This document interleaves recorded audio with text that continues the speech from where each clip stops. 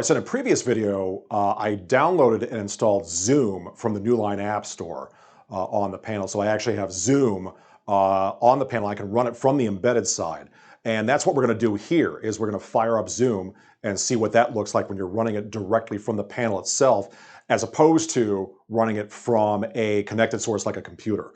So to get to it, of course, it's an app on the panel. So where do we go? We go to the app screen. So we go and we swipe over to that. And then there's Zoom right there. So I'm going to fire it up. And now for the sake of brevity, I've already logged into Zoom. But from here, there really isn't anything to tell you about running Zoom because that's what you're doing. I mean, it's really exactly like running Zoom on a phone or a tablet. And that's actually one of the things I wanted you to know was that we're using mobile Zoom because that's what we have on the panel. It's a mobile operating system, therefore we're running mobile apps. So that's the difference between this Zoom and the desktop class Zoom that you would run on a computer. But we can do things the way that we would normally do them. So I'm gonna go ahead and fire up a new meeting and start it with the start button here.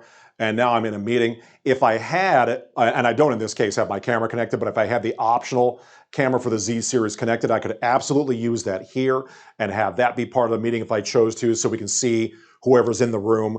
But the thing that I really wanted to talk about here is sharing screens, because what's interesting about that is something that we can do using this version of Zoom on the panel versus using Zoom on a connected computer is we have more options with the types of things that we can share.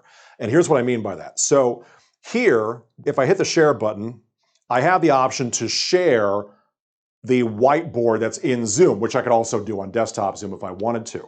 And so, yeah, Zoom's got its own whiteboard. It's got those whiteboard tools that you can use in screen annotation mode. So if I were sharing the screen itself, which I'm going to do here in a second, I could use those annotation tools as well. They're very simple, but they're very easy to use. So that's certainly an option that we have. But the difference here is that when I share my screen, watch what happens. It's going to give me the little message here, and I'm going to hit start. And it takes me to the panel's home screen. And that's what's actually happening here is since I'm running Zoom on the panel, when I share the screen, I'm actually sharing the panel screen. If I were running Zoom on a computer connected to the panel, I would not be sharing this screen. I'd be sharing my computer's desktop. And there's your difference right there. Because when we're running computer Zoom, we can't use embedded tools. I couldn't use the panel's whiteboard or the panel's whiteboard tools in screen annotation mode because Zoom on the computer can't see these things. But Zoom on the panel can. And so that's really one of the interesting things about doing it this way is that you do have the option of using the panel's whiteboard or using the panel's screen annotation tools over some piece of content that you have on the screen.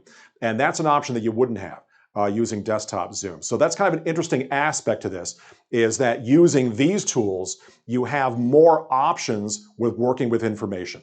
So running Zoom on the panel is pretty much exactly like you would run it if you were on a phone or a tablet, but you have the added benefit of being able to share panel tools and use the convenience of those tools in your Zoom meetings.